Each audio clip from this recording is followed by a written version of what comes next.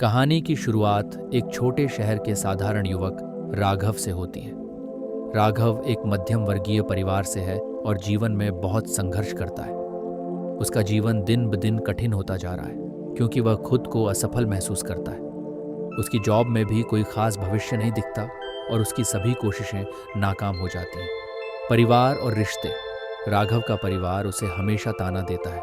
उसका भाई उसे बताता है कि वह कभी भी सफल नहीं हो पाएगा, जबकि उसकी माँ उसे समझाती है कि मेहनत करने से ही कुछ हासिल हो सकता है। राघव का आत्मविश्वास टूट चुका है और वह सोचता है कि वह किसी बड़े बदलाव के लिए तैयार नहीं है। उसके रिश्ते भी उसकी असफलताओं की वजह से तनावपूर्ण हो गए हैं। उसकी प्रेमिका भी उसे छोड़ देती है, यह कहकर कि वह एक हारने वाला है। काम में असफलता।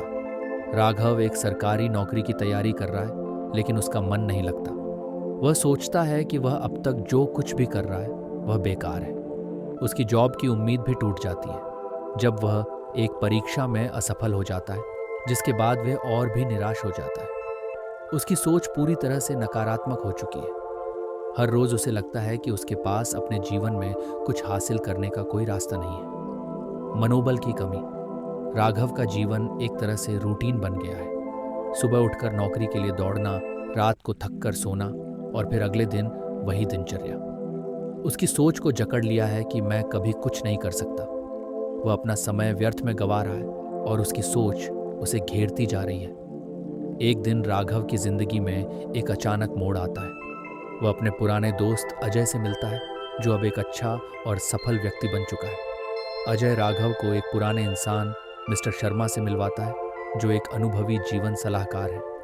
राघव मिस्टर शर्मा से मिलने जाता है और वह कुछ ऐसा सुनता है जो उसकी सोच बदल कर रख देता है। मिस्टर शर्मा एक साधारण व्यक्ति हैं जिन्होंने जीवन में बहुत संघर्षों का सामना किया है। वह राघव से कहते हैं, तुम्हारी असली शक्ति तुम्हारे विचारों में छिपी हुई है। अगर तुम अपनी सोच को बदल सको तो तुम्हारी दुनिया भी बदल जाएगी। याद रखो, जो तुम सोचते हो वही तुम बन जाते हो। तुम्हारी सोच ही तुम्हारी सफलता और असफलता का कारण है। राघव इस सलाह को समझने में तो थोड़ा समय लगता है, लेकिन यह विचार उसे गहरे तक प्रभावित करता है। वह महसूस करता है कि अगर उसे अपनी परिस्थितियां बदलनी है तो उसे पहले अपनी सोच में बदलाव लाना होगा। राघव को यह एहसास होता है कि वह अपनी जिंदगी में जो कुछ भी अनुभव कर रहा है वह उसकी सोच के कारण है। अगर वह अपनी सोच को बदल सकता है तो वह अपने जीवन को भी बदल सकता है। राघव की जीवन में एक नई शुरुआत होती है जब उसे मिस्टर शर्मा की सलाह पर विश्वास होता है। उसने समझा कि उसकी सोच ही उसकी असफलताओं का मुख्य कारण थी और अब उसे बदलने का प्रयास करना होगा। यह भाग राघव के जीवन में आत्म सुधार की प्रक्रिया की शुरुआत को दर्शाता है। राघव ने अपनी नकारात्मक सोच को बदलने का मन बना लिया है। वह सकारात्मक सोच पर किताबें पढ़ता है, यूट्यूब वीडियो देखता है और अपने दिन की शुरुआत आभार और धन्यवाद के भाव से करता है। अब वह अपनी असफलताओं को एक अवसर मानने लगता है।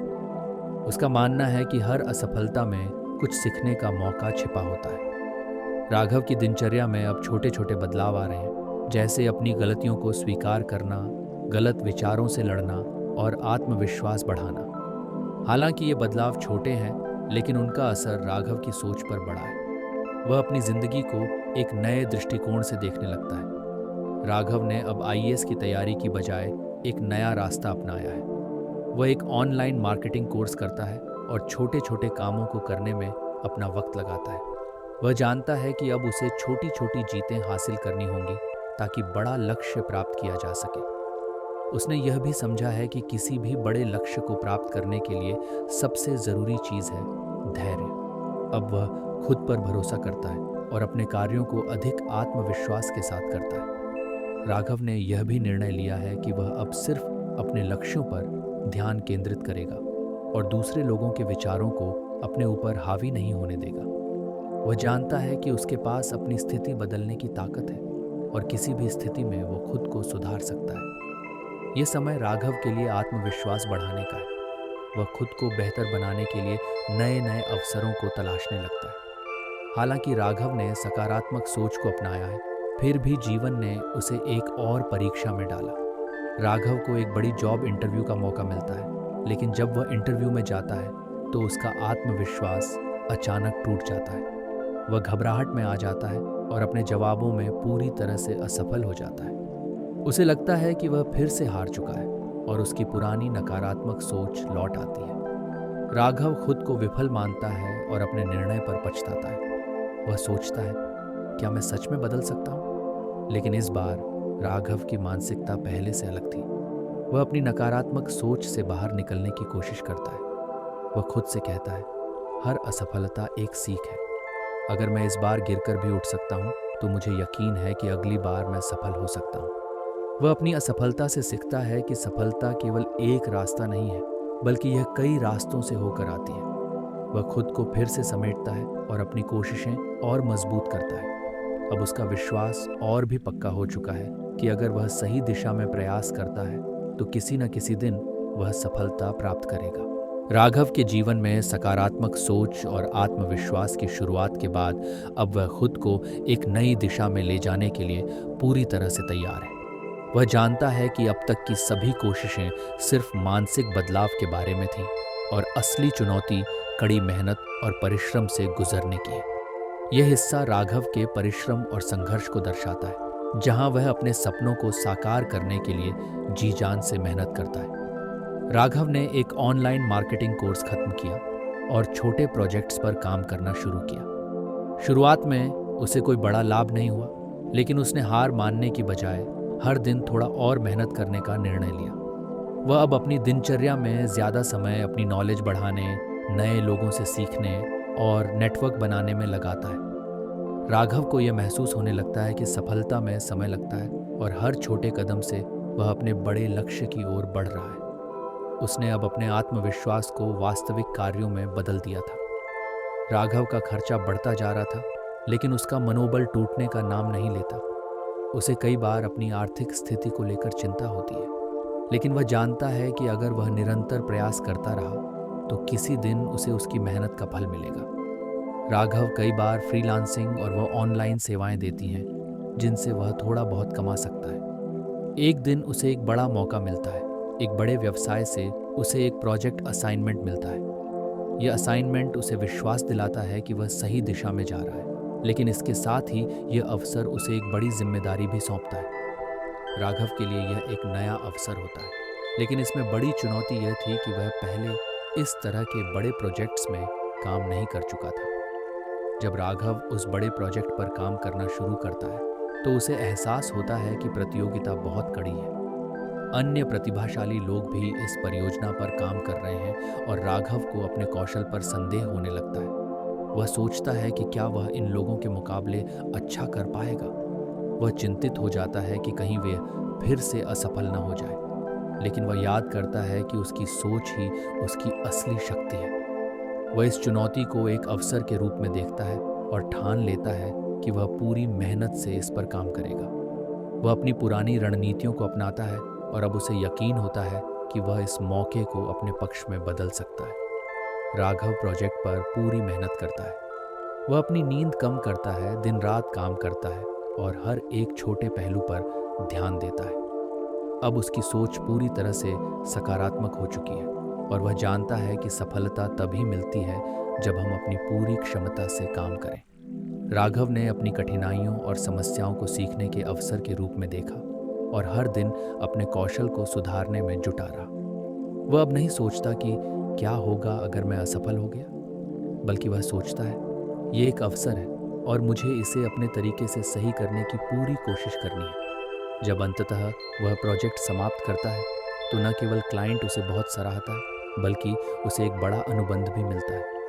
राघव के जीवन में यह उसकी पहली बड़ी सफलता होती है और यह उसे एहसास दिलाता है कि सफलता सिर्फ किस्मत पर निर्भर नहीं होती, बल्कि परिश्रम, समय और समर्पण पर निर्भर करती है। यह सफलता राघव के आत्मविश्वास को और भी मजबूत करती है।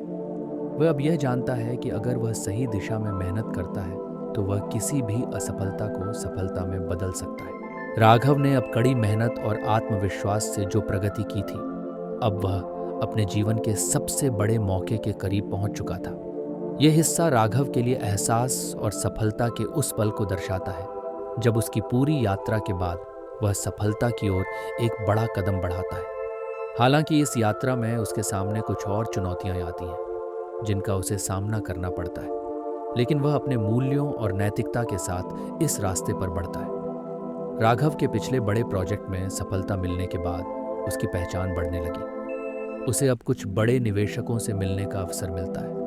इन निवेशकों से मिलने से पहले राघव अपनी योजना और काम को बहुत अच्छे से प्रस्तुत करने की तैयारी करता है। वह जानता है कि यह उसका पहला बड़ा मौका है और वह पूरी ईमानदारी और मेहनत से इसका फायदा उठाना चाहता है। राघव का आत्मविश्वास अब बहुत मजबूत हो चुका है। जब वह निवेशकों के सामने अपना प्रेजेंटेशन करता है तो उसे अच्छा रिस्पॉन्स मिलता है। वे उसकी योजना से प्रभावित होते हैं और उसे निवेश करने का प्रस्ताव देते हैं। राघव का सपना अब सच होता है और उसे उस सफलता का एहसास होता है जिसके लिए उसने बहुत मेहनत की थी। ये उसका पहला बड़ा कदम होता है जो उसे अपने जीवन में एक नई दिशा और पहचान देता है। अब जब राघव को सफलता मिलने लगी है तो उसकी एक नैतिक परीक्षा भी सामने आती है। एक दिन उसके प्रोजेक्ट में कुछ ऐसे बदलाव होते हैं जिनसे कुछ अन्य छोटे व्यवसायों को नुकसान हो सकता है। राघव को यह एहसास होता है कि अगर वह इस योजना को लागू करता है तो कुछ लोगों को अपना व्यवसाय बंद करना पड़ सकता है। ये स्थिति उसे बहुत असमंजस में डाल देती है। वह सोचता है, क्या मुझे अपनी सफलता के लिए दूसरों का नुकसान करना चाहिए? क्या मैं सही कर रहा हूँ? राघव को समझ में आता है कि यह उसकी नैतिकता का टेस्ट है और उसे अपने निर्णय पर पूरी ईमानदारी से विचार करना होगा। यह क्षण राघव के लिए बहुत महत्वपूर्ण है क्योंकि वह अब केवल अपने व्यक्तिगत लाभ के बारे में नहीं सोचता, बल्कि वह यह भी सोचता है कि किसी भी काम को करते वक्त उसके कार्यों से दूसरों पर क्या असर पड़ेगा। राघव ने इस संकट का हल निकालने के लिए अपने निवेशकों और टीम के साथ बैठकर बातचीत की। वह उनसे कहता है कि उसे अपनी योजना में बदलाव करना होगा ताकि यह छोटे व्यवसायों को भी नुकसान न पहुंचे। इस निर्णय ने राघव को और भी सम्मान दिलाया। उसके निवेशक उसकी ईमानदारी और नैतिकता को सराहते हैं। राघव यह जानता है कि असली सफलता सिर्फ पैसे कमाने में नहीं, बल्कि दूसरों की भलाई और अपने सिद्धांतों पर खरा उतरने में है। इस फैसले के बाद राघव का व्यापार अधिक स्थिर और सफल होता है क्योंकि अब वह न केवल अपने लाभ के लिए काम करता है, बल्कि उसे यह महसूस होता है कि उसका काम दूसरों की जिंदगी में सकारात्मक बदलाव ला सकता है। राघव के जीवन में इस नैतिक फैसले ने उसकी सफलता की नींव को और भी मजबूत किया। वह अब सिर्फ एक सफल व्यवसायी नहीं, बल्कि एक सम्मानित और विश्वास पात्र व्यक्ति बन चुका है। उसकी मेहनत, परिश्रम और सही निर्णयों की वजह से अब वह अपनी जिंदगी के नए अध्याय में प्रवेश करता है। वह मिस्टर शर्मा से फिर मिलता है और उन्हें धन्यवाद देता है। मिस्टर शर्मा कहते हैं, तुमने सही रास्ता चुना है राघव। याद रखो, तुम्हारी सच्ची सफलता तब होती है जब तुम अपने मूल्यों के साथ खड़े रहते हो। राघव अब समझता है कि असली सफलता न केवल बाहरी उपलब्धियों में है, बल्कि यह हमारे आंतरिक मूल्यों और सिद्धांतों में भी है। उसे अब यह एहसास होता है कि उसका वास्तविक उद्देश्य सिर्फ खुद को सफल बनाना नहीं, बल्कि दुनिया में सकारात्मक बदलाव लाना है। राघव अब अपने जीवन में सफलता की नई ऊंचाइयों को छूने के करीब था, लेकिन इस अंतिम हिस्से में वह अपने जीवन के बड़े उद्देश्य को पहचानता है।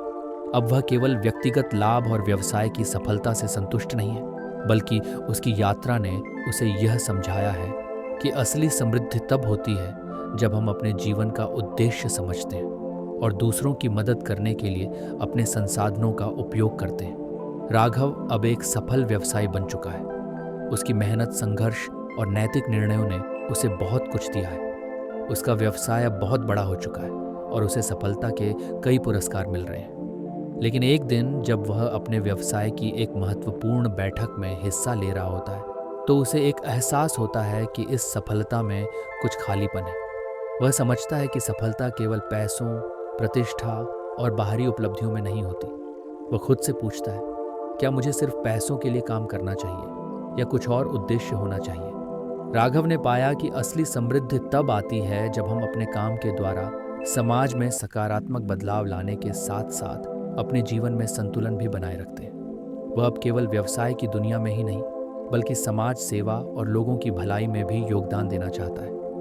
राघव अब एक नए उद्देश्य के साथ अपने व्यवसाय को संचालित करता है। वह समाज की भलाई के लिए काम करने का मन बनाता है और यह महसूस करता है कि उसने जो सफलता प्राप्त की है वह सिर्फ खुद के लिए नहीं बल्कि दूसरों के लिए भी हो सकती है। वह शिक्षा, स्वास्थ्य और सामाजिक कार्य के क्षेत्रों में निवेश करता है। उसकी कंपनी अब सिर्फ लाभ नहीं कमाती बल्कि वह उन लोगों की मदद करने के लिए भी काम करती है जो जीवन की कठिनाइयों का सामना कर रहे हैं।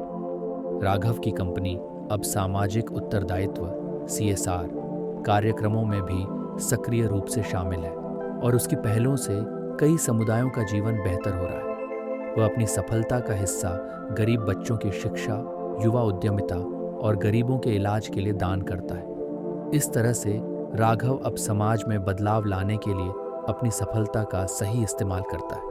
अब राघव के जीवन में सफलता और समाज सेवा के बीच एक संघर्ष शुरू होता है।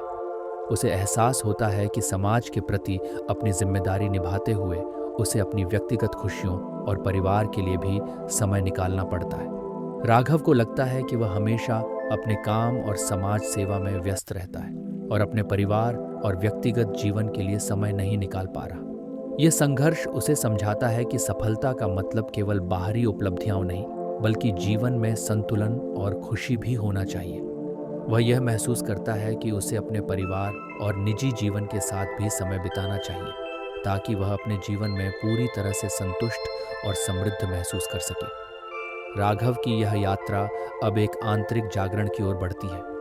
वह अपनी सफलता और समाज सेवा के बीच संतुलन बनाने की कोशिश करता है। उसे यह समझ में आता है कि असली समृद्धि तब होती है जब हम अपने जीवन में ध्यान, आंतरिक शांति और स्वयं के उद्देश्य को पहचानते हैं। एक दिन राघव अपने जीवन के उद्देश्य के बारे में गहरी सोच में डूबा हुआ होता है। वह अपनी सफलता का मूल्यांकन करता है और यह महसूस करता है कि असली समृद्धि तब होती है जब हम अपने उद्देश्य को समझते हैं, अपने काम में संतुलन बनाए रखते हैं और समाज के प्रति जिम्मेदारी निभाते हैं। वह अपने परिवार के साथ समय बिताता है, ध्यान करता है और जीवन के गहरे उद्देश्य को समझता है। राघव को यह एहसास होता है कि जीवन में केवल बाहरी सफलता ही महत्वपूर्ण नहीं है बल्कि आंतरिक संतुलन और उद्देश्यपूर्ण जीवन जीना भी उतना ही महत्वपूर्ण है। वह अब अपने जीवन को एक नई दिशा में चलने का फैसला करता है जहां सफलता और संतुलन दोनों को समान रूप से महत्व दिया जाता है। राघव का जीवन अब एक समृद्धि की यात्रा बन चुका है जहां वह न केवल अपने व्यक्तिगत लक्ष्य हासिल करता है बल्कि समाज में भी सकारात्मक बदलाव लाता है। वह जानता है कि जीवन का असली उद्देश्य दूसरों की मदद करना और अपने कार्यों के द्वारा समाज में सुधार लाना है। वह अपने जीवन के अंतिम उद्देश्य को पहचानता है, न केवल खुद के लिए जीना बल्कि दूसरों के लिए भी जीना। राघव का अब यह मानना है कि असली सफलता और समृद्धि तब मिलती है जब हम अपनी पूरी शक्ति से अपने उद्देश्य को पूरा करते हैं, समाज की भलाई के लिए काम करते हैं और खुद को संतुलित और खुश रखते हैं।